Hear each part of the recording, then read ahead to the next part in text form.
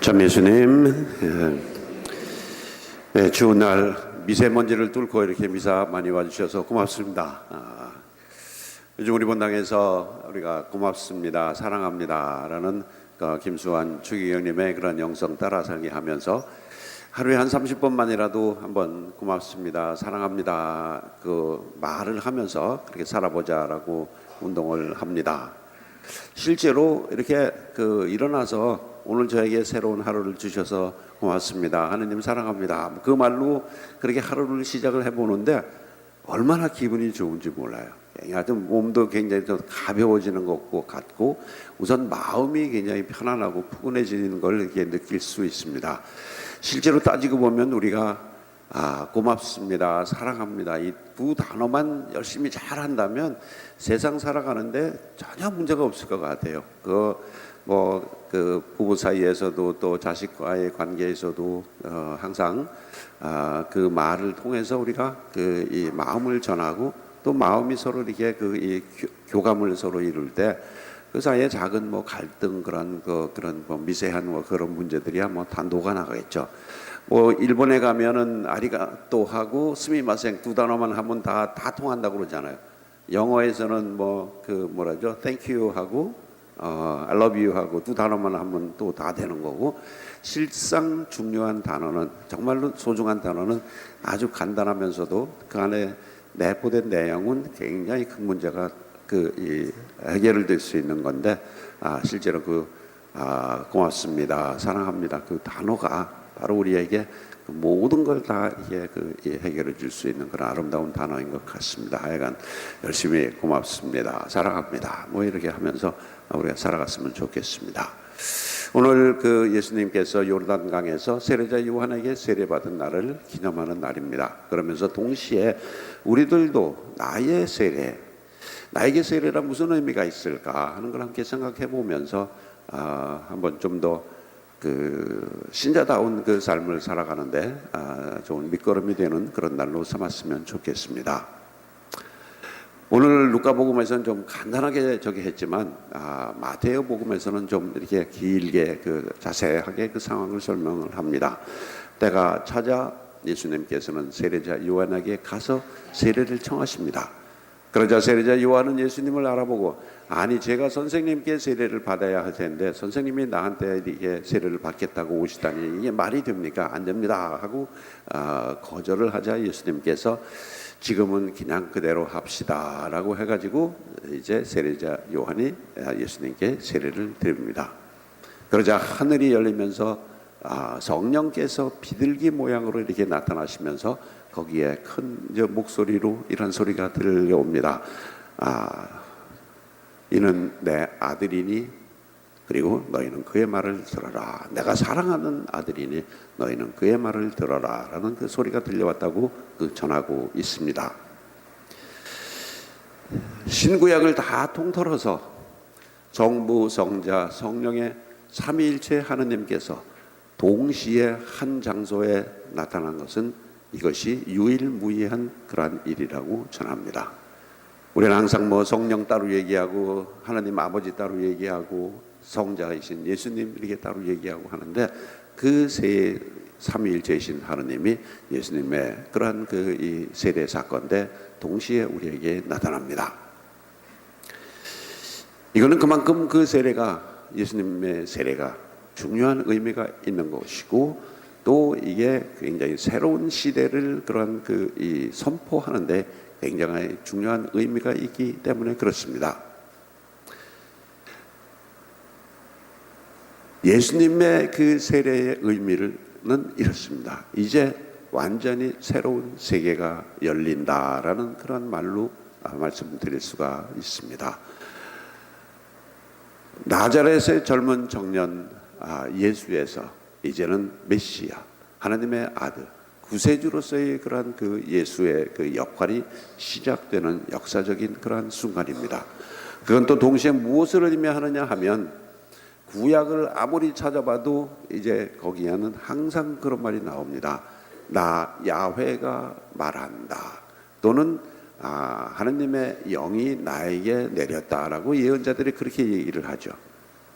그런데 예수님의 세례를 통해서 이제부터는 나 야훼가 너에게 말한다라는 표현을 쓰지 않습니다. 예수님께서 그 세례를 받고 처음 복음 선포를 시작하시면서 회개하고 복음을 믿어라. 그리고 하느님의 나라가 지금 가까이 왔다. 이 자리에 지금 이제는 목소리로 너희에게 얘기하던 그 하느님이 지금 우리 가운데 현존하는 그런 존재로 지금 여기에 오셨다는 어마어마한 그 변화죠. 그냥 소리로만 들리던 그 하느님이 이제 우리 눈에 보이는 이 똑같은 사람이지만 그 하느님의 아들 성자를 통해서 우리에게 새로운 가르침을 주신다는 신약의 시대가 열림을 오늘 세례 성사는 선포하는 그런 중요한 의미가 있습니다. 동시에 우리는 이 예수님의 세례를 그렇게 보면서 우리들도 내가 세례를 통해서 어떤 변화가 있었고 또 어떤 마음으로 살아가야 하는지 정말 소리로만 듣던 하나님 그 신앙생활 그것이 내가 정말 몸으로 실천하는 그런 그 사람으로 한번 반성하고 좀 새롭게 살아갔으면 하는 바람입니다. 공손옥이라는 그 소설가는 자신이 세례받던 날을 이렇게 표현을 합니다. 미사 내내 어떻게나 눈물이 쏟아지는지 조금은 창피하기도 했다. 그래도 어쨌든 기분은 좋았다. 생각 같아서는 나는 한없이 울고만 싶었다. 내가 울고 있을 때 나는 내 속에서 한없이 착한 기운을 느꼈다. 그것은 어린애 같은 마음이었다. 내가 우는 것은 내가 누군가한테 기대고 있는 것과 같게 느껴졌다. 어린아이가 다쳤을 때 아픔이 다 나았는데도 부모 품에서 우는 것은 이제 그렇게 울어도 되기 때문이다. 이제 마음 놓고 울어도 부모가 제 등을 어루만져 주기 때문에 내가 꼭 그런 기분이었다. 나는 울고 싶어서라도 성당에 가고 싶어졌다. 여러분 세례 받을 때 느낌이 어떠셨어요? 영세받은 어떤 분들에게 이제 그 세례 받은 다음에 나의 그 변화 이런 거를 이렇게 좀 얘기를 해보시라고 하면 이런 비슷한 얘기 하시는 분들이 있습니다. 뭔가 등 뒤에 든든한 백이 생긴 것 같다. 그래가지고 세상 살아가는데 좀 항상 그 마음이 든든해졌다. 이제 그런 얘기를 하십니다.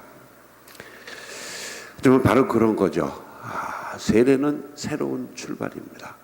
이제까지 내가 추구하던 그런 것들이 이제는 하느님께서는 이것을 원하실까, 예수님께서는 이것을 원하실까 하며 생각하면서 그분의 어떤 그 가르침과 그 가치관대로 살아가겠다는 그런 약속이고 또 어떤 나의 선언이라고 할 수 있겠죠. 근데 우리 살아가는 모습 한번 이렇게 한 세 가지로 이렇게 한번 말씀을 드릴 겁니다. 어느 칫솔 가족이 있었다고 그럽니다. 근데 그 아들 칫솔이 엄마 칫솔에게 이렇게 묻습니다. 엄마, 나 칫솔 맞아? 그러니까 엄마가 그럼 너 칫솔 맞지? 너 칫솔이야. 이제 얘기했는데 그 다음 날도 이 녀석이 와서 또 묻더랍니다. 엄마, 나 칫솔 맞아? 그러니까 엄마가 어제 얘기해줬는데 뭘 또 그래? 너 칫솔 맞아? 그랬더니 이 아들 칫솔이 하는 말이 그런데 나는 왜 맨날 구두만 닦아?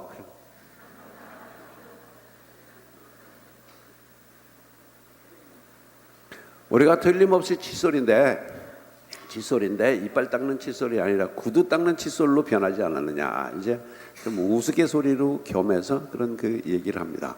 그나마 그래도 위로 삼아서 할 수 있는 그 말씀은 이런 게 있습니다. 한 20년 동안을 시어머니에게 한 번도 무슨 말을 거역하거나 또 딴짓을 하거나 정말로 성실한 그 며느리였었는데 20년 만에 처음으로 시어머니가 뭐라고 얘기를 하는데 어머니 저거 못해요 그러면서 한번 그냥 아주 눈을 부릅뜨고 못해요 그러더니 탁 기절을 하더랍니다. 기절을 해버리더래요. 그러니까 그 한마디 하는데 얼마나 힘들었으면 하여간 졸도를 했는데 이제 시어머니가 놀래갖고 달래고 뭐 하면서 이제 깨고 난 다음에 왜 그러냐 물어봤더니, 어머니 그나마 내가 성당 다니기 때문에 20년 동안 참고 이렇게 해서 넘어온 거지, 내가 성당 안 다녔으면 우리 집 사단이라도 벌써 몇 번이나 쓸 겁니다 하면서, 그나마 내가 성당 가서 그 참어라 참고 지내자, 이래가면서 사랑하고 인내하고 뭐 이런 거 하면서 그나마 해서 내가 20년 만에 이렇게 처음 해보는 거지, 안 그랬으면 몇 번이고 사단이 났을 거다라고 그렇게 하는데, 그나마 그래도 성당 다니니까 뭔가 좀 다르긴 다르다라는 그런 그 위안은 우리가 얻을 수 있을 것 같은데요. 그런 분들도 이제 많이 되겠죠. 아유, 성당 다니는 사람이 좀 참아야지 뭐 이런 식으로 얘기가 되겠지만, 이런 걸 한 번 더 생각을 해보면 좋겠습니다. 어느 예비 신자가 성당 다니는데 교리 선생님 빼놓고는 그냥 뭐 아는 사람도 없죠, 뭐 물어볼 사람도 없죠. 그리고 그냥 하여간 뭐가 사람들은 좀 냉랭하고 그냥 자기는 혼자서는 열심히 한 것 같은데, 사람 그냥 이게 맛이 무시하는 것만큼 그렇게 그냥 이렇게 그냥 아주 무심결에 항상 쳐다보고 이래서 전 그랬는데, 어쨌건 누구 이제 아는 사람을 통해서 뭐 친구나 이런 저기들한테 이제 물어봤습니다. 너는 왜 성당 다니냐라고 이제 그 물어봤는데, 그 중에 아무도 나는 이러하기 때문에 나는 정말 자신 있게 성당을 다닌다라고 정말 확신에 차서 하나님에 대해서 나에게 얘기를 해주고, 이러기 때문에 나는 성당에 열심히 가고 내가 성당 다니는 이유는 바로 이거다라고 말하는 사람이 하나도 없었다는 거예요. 오직 답답하면 이 사람이 그 인터넷에 거기에다가 글을 올렸어요. 제발 좀 누군가가 나에게 시원한 답변을 좀 주십시오. 내가 만난 전주교 신자 중에 정말 하느님께 대한 확신, 그리고 내가 성당 다녀야 할 이유, 성당 다니면서 내가 뭐가 좋아졌는지를 얘기해 주는 사람은 내가 한 명도 못 만났다. 좀 답을 좀 주십시오라고 오직 답답하면 인터넷에다 글을 올렸겠어요. 우리는 어떨까요? 성당 다니지 말아야 될 이유를 따지면 참 많이 있습니다. 일요일 날 그 뭐 가서 시간 뺏겨, 잠 못 자고 시간 뺏기고 성당 가서 신부님한테 야단 맞고, 시간 뺏기고 돈 뺏기고 야단 맞고 그것만 하면 좋은데 나중엔 또 피 뽑아가요. 피를 달래.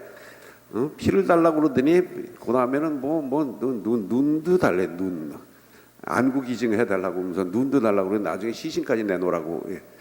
주는 거는 하나도 없고 다 뺏어가면서 거기다가 기분 나쁘게 야단까지 치고, 뭐 성당이 이러냐?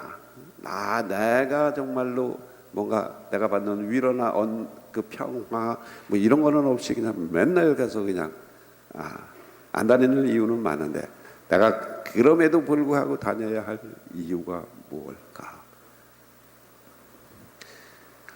오늘 세례를 우리가 한번 좀 생각을 하면서 그때의 결심으로 다시 돌아가는 그런 자세가 필요할 것 같습니다. 그래서 정말 하느님이 내 안에 계시고 하느님과 내가 하나가 되고, 그럼으로써 내가 세상을 살아가는데 좀 분하고 억울하고 화나고 욕심나고 이런 것들 다 극복하고 내가 그거 이겨내면서 그래도 맞아, 이게 정말 가장 사람답게 사는 길이고, 하느님이 정말 내 길을 밝혀주시는 등대고, 또 내가 가서 나중에 마지막에 가서 그 묵을 하나의 그 영원한 숙소고, 뭐 적어도 그런 그 자기 기본,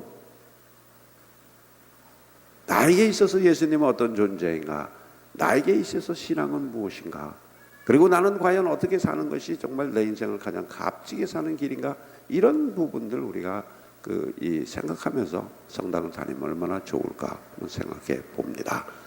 오늘 세례 주일에 예수님께서는 이제까지야 정말 그 획기적인 이 선을 이제 넘어서는 겁니다. 구약을 넘어서 신약의 시대가 오고, 인간 개인 청년 예수에서 구세주 그 예수로서 그 역할을 시작하는 그런 중차대한 그 날이 바로 세례, 그 기점이 세례입니다. 우리들도 그 기점을 통해서 항상 좀 마음이 평화롭고 든든하고 뭔가 뿌듯하고 또 그런 마음으로 이게 그런 마음을 나에게 주십사 하는 그런 마음으로 우리가 좀 기도하고 또 미사에 오고 나의 아픈 거다 정말 아까 그 작가가 그냥 엄마한테 가서 울고 뭐 그러듯이 우리들 성당을 통해서 그러한 이 삶의 그런 활력소를 찾았으면 좋겠습니다. 아멘.